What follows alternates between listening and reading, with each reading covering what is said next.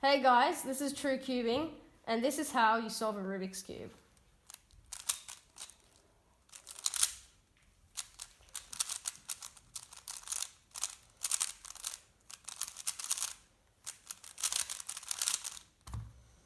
Today we're going to teach you how to solve a Rubik's Cube. But first, we need to explain a few key features of the Rubik's Cube. So a Rubik's Cube is made up of three types of pieces. Centers that determine the color of each face, corners which have three colors of them, and edges which have two colors of them. An edge piece can never become a center piece or a corner piece, and center pieces can never become corner pieces or edge pieces, and vice versa for all pieces on the cube. An algorithm is a series of movements on the cube in order to change the specific state of the cube. Algorithms can be quite long, such as the Y-perm, or could be very complicated, such as the G-perm. But we're only going to teach you how to solve the Rubik's Cube with one algorithm. It's called the sexy move, and it looks like this.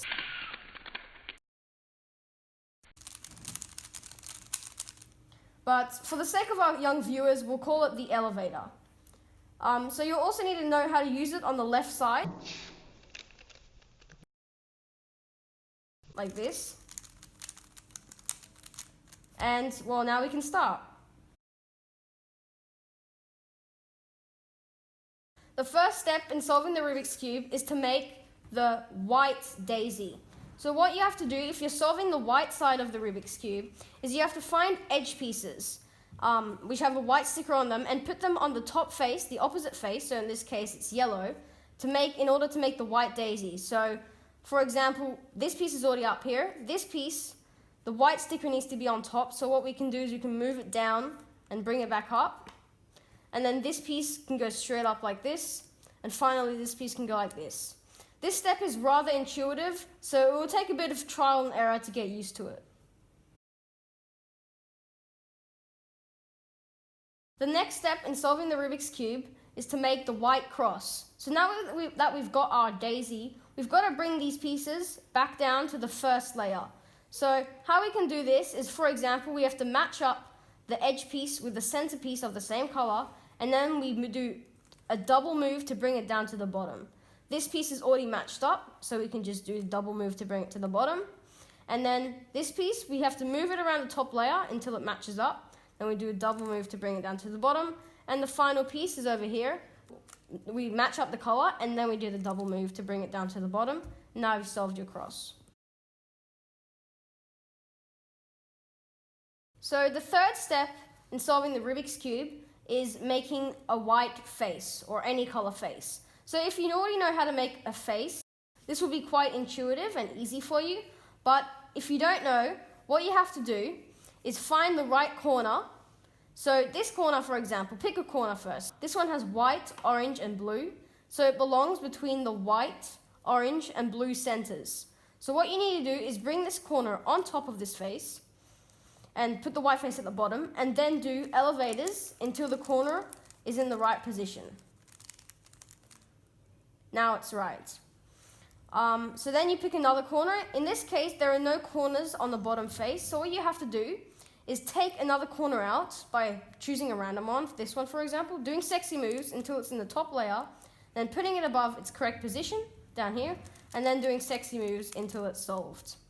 Now we do this one for example, we just needed to do one, and then finally this corner as well, one. And now you've solved your first layer. The next step in solving the Rubik's Cube is to make a second layer, not another face, which is what the common perception is. So what you have to do is pick an edge on the top layer, so this one for example, and then move it until its color on the side matches up with the center. Okay, and it belongs in this position here because it has orange and green on it, and it belongs between the orange and green centers, so in this position. So now what you have to do is move it away from where it goes, do an elevator on the left side, then rotate, and then do an elevator on the right side. So now we pick another edge, this one for example, match it up, move it away from where it goes, and now we're going to have to do the mirror of what we just did. Because in the last case, we had to move the edge to the left. In this case, we have to move the edge to the right. So what you have to do is move it away again, and then do an elevator on the right side, and then rotate this way and do an elevator on the left side. So it's basically just the inverse of what you just did. Now we pick another edge, this one, it belongs down here. So we match it up the color, then we move it away, do an elevator, rotate, do another elevator, and then finally this edge here, we move it away, elevator, rotate, and then elevator. There are two special cases. So one where the edge you are looking for is already in the position where it belongs, this one here, for example. So what you have to do is take it out by putting another edge in at random. So let's choose this edge here. Pretending it goes into here, we move it away, elevator, rotate, elevator.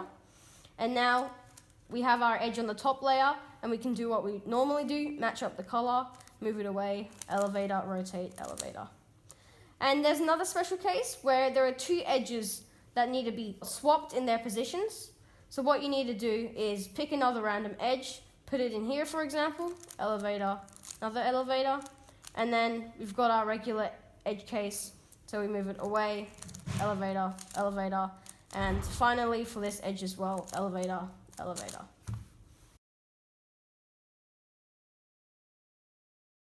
The fifth step in solving the Rubik's Cube is to get the yellow cross as seen on this cube here. So you'll either have one of three cases. So this is the first case, when you have no edges that are matching the center. So in this case, you have to do an F, elevator, F prime, and then you get this case here. And so you move on to this case. When you're in this case, you do an F move, a double elevator, and then you undo that F move. And finally, if you have the one bar here, you do an F move, elevator, and then undo the F move. Obviously, this case was this case here, so you do double elevator and F prime.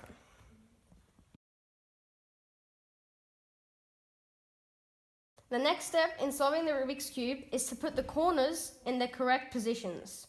So what I mean by correct position is either like this, so centers are matching their corner piece color, or like this, where the edge piece can be twisted to match the colors, but this is considered solved. So we need to look for two correct corners, and our aim is to get all four correct corners in their correct positions, as seen above. So here we've got two here, and this is where you need to place yourself with them on the left.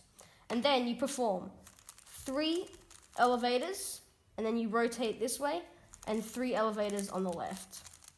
And this will solve all your corners. You may have to do a U move to solve your corners in the correct position, but this is also considered solved.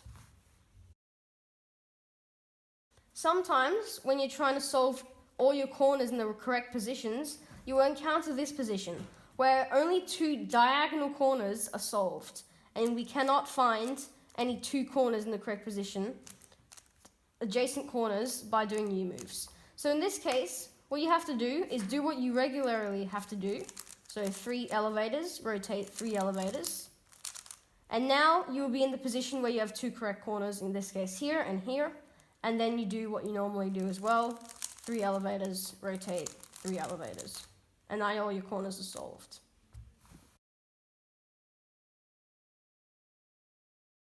The second last step in solving the Rubik's Cube is to orient all your corners with the yellow sticker, or what color you're solving on your last layer, on top, so that it will look like this. So what we need to do is flip the cube around 180 degrees, and then you need to perform elevators until the corner at the bottom, on the bottom right, is solved. So we go like this, and then, since this is solved, we move it along until the next unsolved corner is on the bottom right position. Then we perform elevators once again, and now it's solved. We move again the bottom face until an unsolved corner is in the bottom right position. We perform elevator, and then we move it one last time to put an unsolved corner in the bottom right position, and then again elevators until it's solved. And now you've done all your corners and oriented your last layer. This is the final step in solving the Rubik's Cube. So now all we need to do is move these edges into their correct positions until the cube is solved. So We start off by holding a block in front like this, if we can. But in this case we don't. So what we're going to do is we're going to do an elevator on the right, an elevator on the left, then 5 elevators on the right, and then 5 elevators on the left. And this will give us a bar, such as in this position. So now, what we need to do is hold the bar in front, and then do an elevator on the right, elevator on the left, 5 elevators on the right, and 5 elevators on the left, which is what you just did. So here we do it again, elevator on the right, elevator on the left, 5 elevators on the right, and 5 elevators on the left, until your cube is solved. We hope this tutorial helped. If you require more explanation, send us an email at truecubing@gmail.com or post a comment on our channel discussion page. It will take time to get used to solving the Rubik's Cube, and learning the steps will also require time to memorize. But in the end, you will always get there and you will be able to flex in front of friends. But if you want to take cubing to another level, subscribe to this channel for intermediate and advanced tutorials coming out next year. Also, hardware plays a big role in getting faster. If you're using a Rubik's brand, you may want to buy a faster cube, which we'll link in the description.